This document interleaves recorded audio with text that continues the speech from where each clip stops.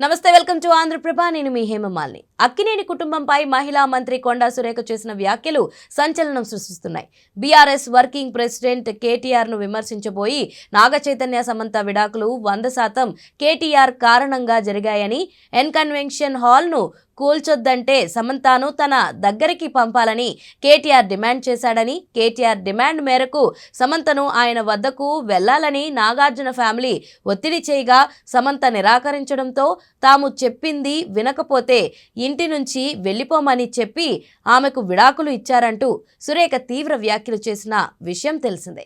కొండా సురేఖ చేసిన అనుచిత వ్యాఖ్యలు ప్రస్తుతం అటు రాష్ట్ర రాజకీయాల్లో ఇటు సినీ ఇండస్ట్రీలో తీవ్ర దుమారం రేపుతున్నాయి. ఈ వ్యవహారం కాంగ్రెస్ పార్టీ నెత్తికి చుట్టుకోకముందే రాష్ట్ర అధినాయకత్వం దిద్దుబాటు చర్యల్లో దిగినట్లు తెలుస్తుంది. నాగచైతన్య సమంతలపై కొండా సురేఖ చేసిన వ్యాఖ్యలపై Telangana PCC chief Mahesh Kumar Goud serious అయ్యారు.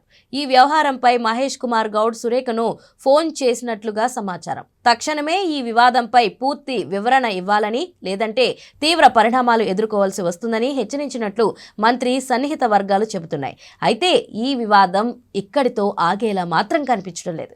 ఇది ఇంకా ఎన్ని రాజకీయ పరిణామాలకు దారితీస్తుందో చూడాలి మరి.